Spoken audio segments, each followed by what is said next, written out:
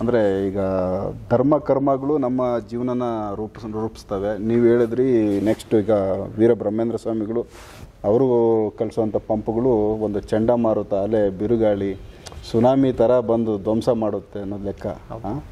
ಇದು ಕೇಳೋಕ್ಕೆ ಭಯ ಆಗುತ್ತೆ. ಇದರಲ್ಲಿ ಮನುಷ್ಯರು ಅದರಲ್ಲಿ ಒಳ್ಳೆಯವರು ಕೆಟ್ಟವರು ಎಲ್ಲ ಮಿಕ್ಸ್ ಆಗಿ ವಾಸ ಮಾಡೋ ಈ ಭೂಮಿ ಮೇಲೆ ಎಲ್ಲರನ್ನೂ ತೊಳೆದ್ಬಿಟ್ರೆ ಇವರನ್ನು ಉಳಿಸೋರು ಯಾರು? ಒಳ್ಳೆಯವರನ್ನ. ಅದ್ಭುತವಾಗಿರ್ತಕ್ಕಂಥ ಪ್ರಶ್ನೆ ಕೇಳಿದ್ದೀರಾ. ತುಂಬ ಅದ್ಭುತವಾಗಿರ್ತಕ್ಕಂಥ ಪ್ರಶ್ನೆ. ಬೈದಲ್ಲಿ ಕೇಳಿರೋ ಪ್ರಶ್ನೆ ಅಂತ ನಾವು ಅನ್ಕೊಬೋದಾ? ಅಲ್ಲ, ಈಗ ಒಳ್ಳೆಯವರು ಕೆಟ್ಟವ್ರು ಅಕ್ಕಪಕ್ಕ ಇದ್ದಾಗ ಸುನಾಮಿ ಬಂದ್ರೆ ಎಲ್ಲರೂ ಹೋಗ್ಬಿಡ್ತಾರಲ್ಲ. ಈ ಪ್ರಶ್ನೆ ಬೈದಲ್ಲಿ ಕೇಳಿದ್ದೀರಾ ಅಂತ ಅನ್ಕೊಬೋದಾ? ಅನ್ಕೋಬಹುದು. ನೋಡಿ, ಯಾಕಂದ್ರೆ ಇಲ್ಲಿ ಎಲ್ಲಾರ್ದು ಜೀವ, ನಮ್ಮ ಜೊತೆನಲ್ಲಿ ಇಡೀ ಜಗತ್ತಿನ ಜೀವ ಐತೆ, ಎಲ್ಲಾರ್ದು ಪ್ರಾಣಗಳು. ಇಲ್ಲಿ ಕೆಟ್ಟವ್ರು ಯಾರು ಒಳ್ಳೆಯವ್ರು ಯಾರು ಗೊತ್ತಿಲ್ಲ. ಬಟ್ ಎಲ್ಲರೂ ಒಂದೇ ಸರಿ ಹೋಗ್ಬಿಟ್ರೆ ಇವ್ರನ್ನ ಉಳಿಸ್ಬೇಕಲ್ಲ, ಅಲ್ಲೇ ಎಲ್ಲೋ ಒಬ್ಬೊಬ್ಬರನ್ನ. ಹಾಗಾದರೆ ಧರ್ಮ ರೀತಿ ಕಾಲಜ್ಞಾನದಲ್ಲಿ ಉಲ್ಲೇಖ ಮಾಡಿರ್ತಕ್ಕಂಥದ್ದು, ಅವ್ರ ಭಕ್ತರನ್ನ ಯಾವ ರೀತಿ ಕಾಪಾಡ್ತಾರೆ ಅಂತಕ್ಕಂಥದ್ದು ಧರ್ಮವಾಗಿ. ಹಾಗಿದ್ರೆ ಬರೀ ಕಾಲಜ್ಞಾನ ಪೂಜೆ ಮಾಡ್ತಕ್ಕಂಥವ್ರನ್ನೇನ ವಸಂತರಾಯರು ಕಾಪಾಡೋದು? ಬೇರೆಯವ್ರನ್ನ ಕಾಪಾಡಲ್ವಾ? ನಾವು ಧರ್ಮವಾಗಿರ್ತಕ್ಕಂಥ ಅದು ಒಂದು ಪ್ರಶ್ನೆ ಐತೆ ಗುರುಗಳೇ. ಯಾಕಂದ್ರೆ ಕಾಲಜ್ಞಾನ ಅನ್ನೋದು ಗೊತ್ತಿಲ್ಲ, ಆದರೂ ಧರ್ಮದ ರೀತಿಯಲ್ಲಿ ನಡೀತಾ ಇರ್ತಾರೆ ಸಂಪೂರ್ಣ. ಅವರನ್ನ ಯಾರು ಕಾಲಜ್ಞಾನ ಪಾರಾಯಣ ಮಾಡಿ ಧರ್ಮ ಒಂದು ಪಾಲನೆ ಮಾಡ್ತಿದ್ದರು, ಅಥವಾ ಕಾಲಜ್ಞಾನ ತಿಳ್ಕೊಂಡೆ ಗೊತ್ತಿಲ್ಲದೆ ಒಂದು ಧರ್ಮ ರೀತಿ ಪಾಲನೆ ಮಾಡ್ತಿರ್ತಾರೆ, ಅವರನ್ನ ಜುಟ್ಟಿಡಿದು ಮೇಲೆತ್ತುತ್ತೇನೆ ಅಂತ ಕಾಲಜ್ಞಾನದಲ್ಲಿ ಉಲ್ಲೇಖ ಮಾಡಿದ್ದಾರೆ. ನೀವು ಹೇಳಿದ್ರಿ ಈ ಸಮುದ್ರ ಬಂದ ಮೇಲೆ ಬೀಳ್ತೇನೋ ಅಥವಾ ಈ ರೀತಿ ಆ ರೀತಿ ಆಗುತ್ತೇನೋ ಅಂತ. ಅವರನ್ನ ಜುಟ್ಟಿಡಿದು ಮೇಲೆತ್ತುತ್ತೇನೆ, ಅದನ್ನ ಎಷ್ಟು ಅದ್ಭುತವಾಗಿ ಇಂಡಿವಿಜುವಲ್ ಒಬ್ಬೊಬ್ಬರನ್ನು ಬಂದು ಎತ್ತುತ್ತೀವಿ ಅನ್ನೋ ಲೆಕ್ಕ ಮೇಲಿಡ್ದು. ಇವತ್ತು ಯಾರೋ ನೀರಲ್ಲಿ ಮುಳುಗೋಗ್ತಿದ್ದಾಗ ಜುಟ್ಟಿಡಿದ ಮೇಲೆ ಎತ್ತಾಕ್ರೋ ಅಂತ ಹೇಳ್ತಾರೆ. ಆ ರೀತಿ ಸತ್ಯವಂತರನ್ನ, ನಿಷ್ಠಾವಂತರನ್ನ ದಡಕ್ಕೆ ತೇಲಿಸ್ತಾರಂತೆ ಅವರೇ. ಅದ್ಭುತ. ಅದೆಲ್ಲ ಯಾಗೆ ಹೇಳುತ್ತೋ ಅದು ಕಣ್ಮುಂದೆ ನೋಡಿದಾಗ ಗೊತ್ತಾಗುತ್ತೆ. ಹೇಳಿರೋದು. ಇವತ್ತು ನೀವು ಬೆಳಗ್ಗೆ ಬರ್ತೀನಿ ಗುರುಗಳೇ ಅಂತ ನಮ್ಗೆ ಹೇಳಿರ್ತೀರಿ, ನೀವು ಯಾವ ಮಾರ್ಗದಲ್ಲಿ ಬರ್ತೀನಿ ಅಂತ ನಾವು ಕೇಳಿರಲ್ಲ. ಯಾವುದೋ ಒಂದು ಮಾರ್ಗದಲ್ಲಿ ಬಂದು ನಮ್ಮನ್ನ ಸಂಪರ್ಕ ಮಾಡ್ತೀವಿ. ಅದೇ ರೀತಿ ವೀರವಸಂತರಾಯರು ಅಂತಕ್ಕಂಥವ್ರು ಅವ್ರ ಭಕ್ತರನ್ನ ಯಾವುದೋ ಒಂದು ಮಾರ್ಗದಲ್ಲಿ ಅವರನ್ನ ದಡಕ್ಕೆ ತಲುಪಿಸ್ತಾರೆ. ಅದಂತೂ ಸತ್ಯ. ಅದಕ್ಕೋಸ್ಕರ ಭಕ್ತರಾದವರು, ನಿಷ್ಠಾವಂತರು ಯಾವುದಕ್ಕೂ ಕೂಡ ಭಯ ಪಡಬೇಕಾಗಿರುತ್ತೆ. ಧರ್ಮದಲ್ಲಿ ಇದ್ದವ್ರನ್ನ ಕಾಪಾಡೋದು ದೇವರ ಕರ್ತವ್ಯ. ಕಾಪಾಡ್ತಾನೆ. ಯಾಕೆಂದ್ರೆ ಇವತ್ತು ಧರ್ಮ ಹಿಂದಿನ ಕಾಲದಲ್ಲೂ ಕೂಡ ಕೆಲವೊಂದು ಸಿನಿಮಾಗಳಲ್ಲಾಗ್ಬೋದು, ಕಥೆಗಳಲ್ಲಾಗ್ಬೋದು, ಅಥವಾ ರಾಮಾಯಣಗಳಲ್ಲಾಗ್ಬೋದು, ಪುರಾಣಗಳಲ್ಲಾಗ್ಬೋದು, ಧರ್ಮವಾಗಿ ಯಾರಿದ್ರು ಅವ್ರ ಮೇಲ್ಮಟ್ಟಕ್ಕೆ ಬೆಳೆದಿರ್ತಕ್ಕಂಥ ಅವ್ರಿಗೊಂದು ರಕ್ಷಣೆ ಇರುತ್ತೆ. ಕೊನೆ ಕಾಲಕ್ಕೆ ಇವತ್ತು ಒಂದು ಸಣ್ಣ ಕಥೆ ಹೇಳೋದಕ್ಕೆ ಇಷ್ಟಪಡ್ತೀವಿ. ಈ ತ್ಯಾಗರಾಜರಿಗೆ ಎಷ್ಟು ಚಿತ್ರಹಿಂಸೆ ಕೊಟ್ಟರು. ಅವರು ಸಾಯೋ ಟೈಮಲ್ಲಿ ಈ ಎಷ್ಟು ದೇವರಿಗೆ ಆರಾಧನೆ ಮಾಡ್ತಾರೆ, ಪೂಜೆ ಪುನಸ್ಕಾರಗಳು ಮಾಡ್ತಾರೆ, ರಾಮ ರಾಮ ಅಂತ. ತ್ಯಾಗರಾಜರು ರಾಮನ ಮೇಲೆ ಕೃತಿಗಳು ಬರ್ದಂಗೆ ಯಾರು ಬರ್ತಿಲ್ಲ. ಅಷ್ಟು ಅದ್ಭುತವಾಗಿ ಬರ್ತಿರ್ತಕ್ಕಂಥದ್ದು. ಆ ತ್ಯಾಗರಾಜರಿಗೆ ಯಾವಾಗ ದರ್ಶನ ಕೊಟ್ಟರು ಸ್ವಾಮಿ? ಕೊನೇ ಮೂಮೆಂಟಲ್ಲಿ ಕೇಳ್ತಾನಂತೆ ತ್ಯಾಗರಾಜರು. ಅವ್ರಿಗೆ ಪ್ರಾಣ ಇನ್ನೇನು 15 ನಿಮಿಷದಲ್ಲಿ ಹೋಗುತ್ತಂತೆ. 15 ನಿಮಿಷದಲ್ಲಿ ಹೋದಾಗ, ಅಯ್ಯೋ ಭಗವಂತ, ಇಷ್ಟೆಲ್ಲ ಕೇಳ್ತಿದ್ದೀನಲ್ಲೋ, ನನಗೆ ಪ್ರಾಣ ಹೋಗೋ ಟೈಮ್ ಬಂತು, ಇಷ್ಟು ನೀನು ದರ್ಶನ ಕೊಟ್ಟಿಲ್ವಲ್ಲೋ ಅಂತ ಹೇಳಿದಾಗ, ಪ್ರಾಣ ಹೋಗೋಕ್ಕೆ ಮುಂಚೆನೇ 5 ನಿಮಿಷ ದರ್ಶನ ಕೊಡ್ತಾರಂತೆ ಅವ್ರಿಗೆ. ಆ ರೀತಿ ದರ್ಶನ ಕೊಟ್ಟು ಅವ್ರಿಗೆ ಮೋಕ್ಷ ಕೊಡ್ತಾರಂತೆ. ಅದೇ ರೀತಿ ದೈವ ನಂಬದವ್ರಿಗೆ ಎಷ್ಟು ಕಷ್ಟಗಳು ಬರುತ್ತೆ ಅಂತ ಹೇಳಿದ್ರೆ, ಅವರನ್ನು ಯಾವ ರೀತಿ ಅಂತ ಒಂದು ಉದಾಹರಣೆ ಕೊಟ್ಟು ಹೇಳ್ತೀರಿ. ನೀವು ನೋಡಿ, ಮೊನ್ನೆ ಕೂಡ ನಮ್ಮ ಭಜನೆ ಮಾಡೋ ಈ ವಿಚಾರ ಮಾತಾಡಿದ್ರಿ. ಕಬ್ಬಣನ ಯಾರು ಕೂಡ ಪರೀಕ್ಷೆ ಮಾಡಲ್ಲ. ಮಾಡ್ತಾರ? ಇಲ್ಲ. ಕಬ್ಬಣನ ಅದು ಚೆನ್ನಾಗಿದೆಯಾ, ಫೈನ್ ಕ್ವಾಲಿಟಿನಾ, ಕಂಪ್ನಿದ, ಇಡಪ್ಪ ಅಂತಾರೆ. ಆದರೆ ಬಂಗಾರವನ್ನ ಅಲ್ಲಿ ನೋಡಿದ ತಕ್ಷಣ ನಾವೊಂದು ಉಂಗುರ ಕೊಟ್ರೆ ನಿಮ್ಮ ಕೈಲಿ ಬಂಗಾರದ ಸ್ವಲ್ಪ ಹಿಂಗೆ ನೋಡ್ತೀರಾ ತಿರುಗಿಸಿ, ಅದ್ರ ಮೇಲೆ ಮಾರ್ಕ್ಸ್ ಏನಿದೆ, ಹೀಗಿದೆ, ಆಗಿದೆ. ಮತ್ತೆ ಒಬ್ಬ ಹಡ ಇಡಕ್ಕೆ ಹೋದ್ರು ಕೂಡ ತಿಕ್ ನೋಡ್ತಾನೆ. ಕಬ್ಬಣನ ಕೊಟ್ಟಿದ್ ಕುಳೆದ ತೂಕ ಹಾಕಿ ಒಳಗಡೆ ತಗೋಪ ಅಂತಾರೆ. ಬಂಗಾರವಾಗಲ್ಲ.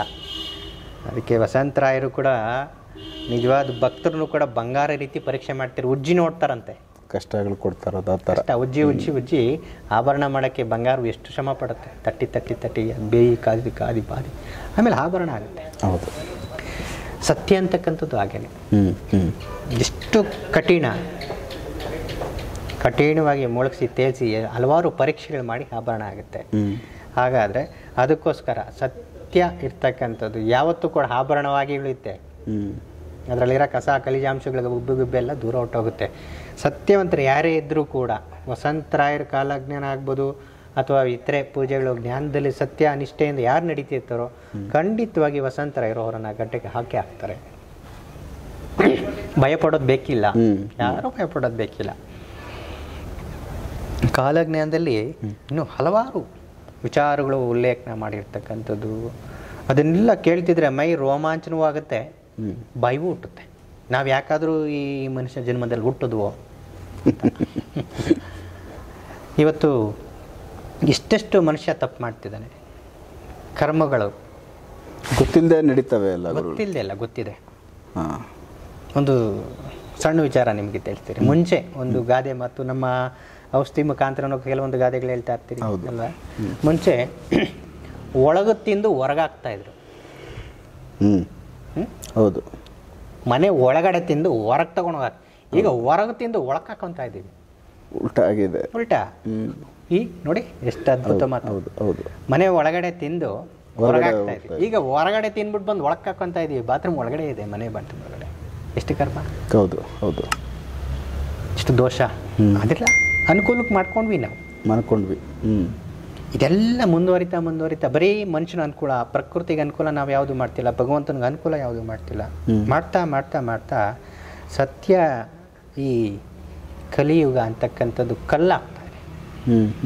ತಿಂತಕ್ಕಂಥ ಆಹಾರಗಳಾಗ್ಬೋದು ಅಥವಾ ಹಿಂಸೆಗಳಾಗ್ಬೋದು, ಪ್ರಾಣಿಗಳನ್ನ ಕೊಲ್ಲೋದಂತಾಗ್ಬೋದು. ಇವತ್ತು ಪ್ರತಿನಿತ್ಯ ರಕ್ತ ಮುಟ್ಟ ಅಂತವನು ಯಾರು ಸ್ವಾಮಿ? ಪ್ರತಿನಿತ್ಯ ಮಾಂಸ ಸೇವನೆ ಮಾಡ್ತಕ್ಕಂಥವ್ರು ಯಾರು ಸ್ವಾಮಿ? ಬಲಿ ಅಂದರೆ ಗ್ರಾಮ ದೇವತೆಗೋ ಏನೋ ಒಂದು ತೊಂದರೆ ಇದ್ದಾಗ ಏನಕ್ಕೋ ಒಂದು ಊರಲ್ಲಿ ಒಂದು ಬಲಿ ಅಂತ ಮಾಡೋರು. ಆ ಬಲಿನಲ್ಲಿ ಅವುಗಳನ್ನ ಯಾವಾಗೋ ಒಂದೊಂದು ಇದರಲ್ಲಿ ಉಪಹಾರ ಸೇವನೆ ಆಗ್ತಾ ಇತ್ತು.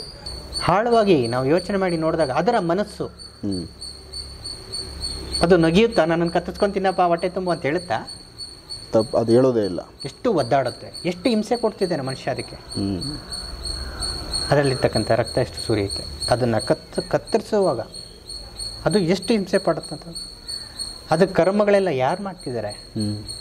ಅದು ಹೇಳಿತ್ತಾ ಇವನಿಗೆ ನನ್ನನ್ನು ತಿನ್ನು ಅಂತ? ಹೇಳಿತ್ತಾ ತಿನ್ಬಿಡು ಅಂತ?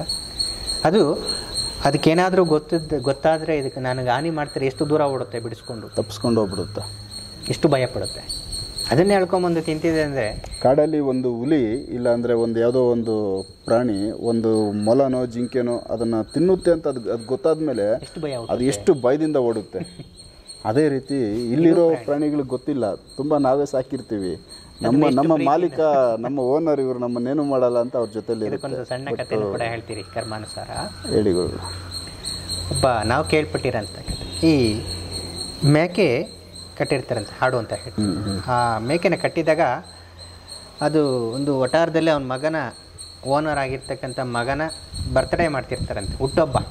ಅವನಿಗೆಲ್ಲ ಹೊಸ ಬಟ್ಟೆ ಹಾಕಿ ಎಣ್ಣೆ ಸ್ನಾನ ಮಾಡಿಸಿ ಎಲ್ಲ ಖುಷಿ ಮಾಡಿ ಆ ಮೇಕೆ ನೋಡ್ತಾ ಇರ್ತಂತೆ. ಇದು ಮನ್ಸಲ್ಲಿ ಅಂದ್ಕೊಳುತ್ತೆ, ನಾವು ಪ್ರಾಣಿಗಳ ಭಾವನೆ ಹೇಳ್ತಿರೋದು, ನಮಗೆ ತಿಳ್ಕೊಂಡಿರೋಷ್ಟು. ಆ ಹಾಡು ಅಂದ್ಕೊಳುತ್ತಂತೆ, ನೋಡು ನನಗೂ ಹುಟ್ಟದಬ್ಬ ಬಂದಾಗ ಇಷ್ಟು ಅದ್ಭುತವಾಗಿ ಮಾಡ್ತಾನೆ ನಮ್ಮ ಓನರು, ನಮ್ಮ ಯಜಮಾನ ಅಲ್ವಾ, ನನಗೂ ಮಾಡ್ತಾನೆ, ನಾನು ಬದುಕಿರೋವ್ರಿಗೂ ಮಾಡ್ತಾನೆ, ಖುಷಿ ಪಡುತ್ತೆ. ಅದು ಖುಷಿ ಪಡುತ್ತಂತೆ. ಮನುಷ್ಯ ಎಂತ ನಂಬಿಕೆ ದ್ರೋಹಿ ಅನ್ನೋದಕ್ಕೆ ಈ ಕತೆ. ಹುಟ್ಟದಬ್ಬ ಎಲ್ಲ ಮುಗಿಯುತ್ತೆ, ಮಾರನೇ ದಿವಸ ಮುನೇಶ್ವರ ಮಾಡ್ಬೇಕಂತೆ ಹೊರಗಲ್ಲಿ ಇರ್ತಕ್ಕಂಥ ಪದ್ಧತಿ. ಅದು ಯಾವ ಪದ್ಧತಿಯೋ ಮಣ್ಣು ನಮಗೆ ಗೊತ್ತಿಲ್ಲ. ಮೇಕೆನ ರೆಡಿ ಮಾಡ್ಕೊತಾರಂತೆ, ಸೊಪ್ಪು ಕೊತ್ತಂಬರಿ ಸೊಪ್ಪು ಎಲ್ಲ ತಂದ್ಬಿಟ್ಟು ಆ ಮೇಕೆಗೆ ಸ್ನಾನ ಮಾಡಿಸ್ತಾರಂತೆ. ಆ ಮೇಕೆಗೆ ಸ್ನಾನ ಮಾಡಿಸ್ತಾ, ಓ ನಂದು ಇವತ್ತು ಹುಟ್ಟಿದಬ್ಬ ನೋಡು, ಕೊತ್ತಂಬರಿ ಸೊಪ್ಪು ತಂದ್ರೆ ನನಗೆ ತಿನ್ಸೋದಕ್ಕೆ ಮಸಾಲೆ ಎಲ್ಲ ಅರಿತಿದ್ರಂತೆ. ಮಸಾಲೆಗಳೆಲ್ಲ ರುಬ್ಬಿ ಅಕ್ಕಿ ಎಲ್ಲ ತೊಗೊಂಬಂದು ಅದು ಖುಷಿ ಪಡುತ್ತಂತೆ. ಕರ್ಕೋನಾಗ ನಿಲ್ಲಿಸಿ ಒಂದೇ ಏಟಿಗೆ ಕತ್ತರಿಸ್ತಂತೆ. ಅದ್ರ ಮನ್ಸು ಹೇಳುತ್ತಂತೆ, ಅಯ್ಯೋ ಪಾಪಿ ಮನುಷ್ಯ, ನಾನು ನಿನ್ನನ್ನು ಎಷ್ಟು ನಂಬಿದ್ನೋ, ಒಂದೇ ಸಲ ಕುತ್ತಿಗೆ ಕೊಯ್ದಲ್ಲ ಅಂತೇಳಿ ಜೀವ ಬಿಡುತ್ತಂತೆ. ಎಷ್ಟು ನಂಬಿಕೆ ದ್ರೋಹ ಮನುಷ್ಯ. ರಾಕ್ಷಸನಿಗಿಂತ ಕಡೆಗಣಿಸ್ಬಿಟ್ನಲ್ಲ. ರಾಕ್ಷಸ ಆದರೆ ಒಂದೇ ಸಲ ಬಂದು ನೀನು ತಿಂತಿದ್ದೀನಿ ಹೇಳ್ತಿದ್ದೀನಿ ಅಂತ ಹೇಳ್ಬಿಟ್ಟು ಅದಕ್ಕೆ ಬಗದು ತಿಂತಾನೆ, ಅದಕ್ಕಿಂತ ಕೀಳಾಗ್ಬಿಟ್ಟಲ್ಲ ನೀನು ಅಂತ ಶಾಪ ಹಾಕಿ ಸಾಯ್ತಂತೆ ಅನ್ನಕ್ಕೆ. ಸೊ ಇವೆಲ್ಲ ಒಂದು ಸತ್ಯ ಸಂಗತಿ, ಕಣ್ಮುಂದೆ ನಡೆಯೋ ಘಟನೆಗಳು. ಇದರಿಂದ ನಾವು ಸಾಕಷ್ಟು ವಿಚಾರ ಪಾಠ ಕಲಿಬೇಕು, ಮತ್ತು ನಮ್ಮಲ್ಲಿರೋ ಒಂದು ದುಷ್ಟ ಗುಣಗಳನ್ನ ನಾವು ಬಿಡಬೇಕಾಗುತ್ತೆ. ಜಿಂಕೆಯನ್ನು ತಿನ್ನಾಗಿಲ್ಲಂತೆ ಕುರಿ ಮೇಕೆ ಕೋಳಿನ ತಿನ್ನಾಗಿಲ್ಲ, ನವಿಲಿನ ತಿನ್ನಾಗಿಲ್ಲಂತೆ ಕೋಳಿ ತಿನ್ನಬಹುದು.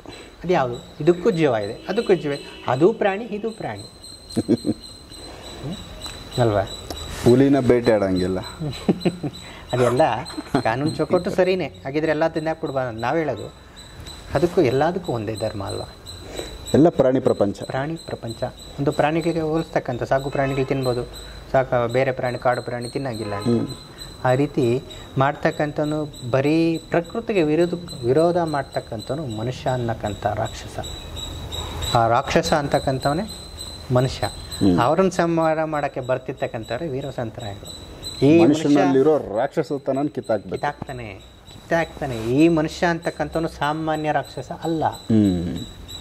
ಯಾವುದನ್ನು ಕೂಡ ಅವನು ಭಯ ಪಡೋದಿಲ್ಲ, ಯಾರು ಕೂಡ ಅವನು ಎದುರಿಸಕ್ಕೆ ಸಾಧ್ಯ ಇದೆಯಾ? ಆಗೋದಿಲ್ಲ. ಮುಂಚೆ ಆನೆ ಬರ್ತಿದೆ ಅಂದರೆ ಓಡೋಗ್ರು, ಆನೆ ಬರ್ತಿದೆ ಅಷ್ಟು ದೂರ ಬರ್ತಿದೆ ಹಂಗೆ ಒಂದು ಇನ್ಫಾರ್ಮೇಷನ್ ಕಳಿಸಿದ್ರೆ ಎಲ್ಲ ಓಡೋಗ್ತಾಯಿದ್ರು. ಈಗ ಆನೆ ಬರ್ತಿದೆ ಅಂದರೆ ಗನ್ ಇಟ್ಕೊಂಡು ಸುಡೋ, ಅಲ್ಲೇ ಕೂತಿರ್ತೀನಿ, ಶಕ್ತಿ ಇದೆ, ಅಷ್ಟು ಬಲ ಇದೆ. ಹೌದು. ಒಂದು ಈ ಸಿಂಹ ಬರ್ತಿದೆ ಅಂತ ಹೇಳಿದ್ರೆ ಫೋನ್ ಮಾಡೋ ಫಾರಿಸ್ಟರ್ ಹೊಡೆಯಲೇ ಅದನ್ನ ಅಂತ ಅಷ್ಟು ಶಕ್ತಿ ತುಂಬಿಕೊಂಡಿದ್ದಾನೆ. ಎಲ್ಲ ಕಲ್ತಿದ್ದಾರೆ, ಎಲ್ಲ ಅಷ್ಟು ಪಟಿಂಗ ಮನುಷ್ಯ. ಹೌದು. ಅವನು ಸಂಹಾರ ಮಾಡೋಕ್ಕೆ ಬರ್ತಕ್ಕಿರ್ತಕ್ಕಂಥವ್ರು ವೀರವಸಂತರಾಯರು. ಇಲ್ಲಾಂದರೆ ಮನುಷ್ಯನ ಯಾರು ಕೂಡ ಎದುರಿಸೋಕ್ಕಾಗಲ್ಲ. ಮನುಷ್ಯ ಮೊನ್ನೆ ನಾವು ಯಾರ್ಯಾರು ಕೂತ್ಕೊಂಡು ಮಾತಾಡಬೇಕಿದ್ರೆ ಸಾವನ್ನ ಗೆಲ್ಲಕ್ಕೆ ಹೋಗಿದ್ದಾನೆ. ವಿಜ್ಞಾನ, ಸೈನ್ಸ್ ನಮ್ಮ ಸಾವನ್ನು ಒಂದು ಜಯಿಸ್ಬೋದು, ಸಂಶೋಧನೆ. ದೇವರೇ ಇಲ್ಲ. ಆಗ ಹೇಳ್ತಿದ್ರು ಈ ಅಮೃತ ಕುಡಿದ್ರೆ ಸಾವಿಲ್ಲ ಅಂತ. ಈ ಮನುಷ್ಯ ವಿಜ್ಞಾನ ಅಂದ್ಕೊಂಡು ಅಮೃತವನ್ನೇ ಸೃಷ್ಟಿ ಮಾಡಕ್ಕೆ ಹೋಗಿದ್ದಾರೆ. ಇದೆ ಉಲ್ಲೇಖಗಳು. ಅಮೃತವನ್ನೇ ಸೃಷ್ಟಿ ಮಾಡಕ್ಕೆ ಹೋಗಿದ್ದಾನೆ. ವಿಜ್ಞಾನ ಎಷ್ಟು ಮಟ್ಟಿಗೆ ಬೆಳೆದಿದೆ ಅಂತ ತೋರಿಸೋದಕ್ಕೆ. ಯಾಕೆ ಹೆಂಗೆ ಬೆಳೆದ್ರು, ಆ ಅಹಂಕಾರ ಎಲ್ಲಿ ಬಂತು? ನಾವು ಹೇಳಿದ್ರಿ ವಿನಾಶ ಕಾಲಕ್ಕೆ ವಿಪರೀತ ಬುದ್ಧಿ ಅಂತ. ಮೊಟ್ಟೆನೂ ಕೂಡ ಸೃಷ್ಟಿ ಮಾಡಿದ್ದಾರೆ. ಹೌದು. ಎಲ್ಲದನ್ನು ಕೂಡ ಪ್ರಕೃತಿಯಿಂದ ಆಗದಿದ್ದು ಕೂಡ ಮಾಡ್ತಾ ಇದ್ದಾರೆ ಮಿರಾಕಲ್ಸ್.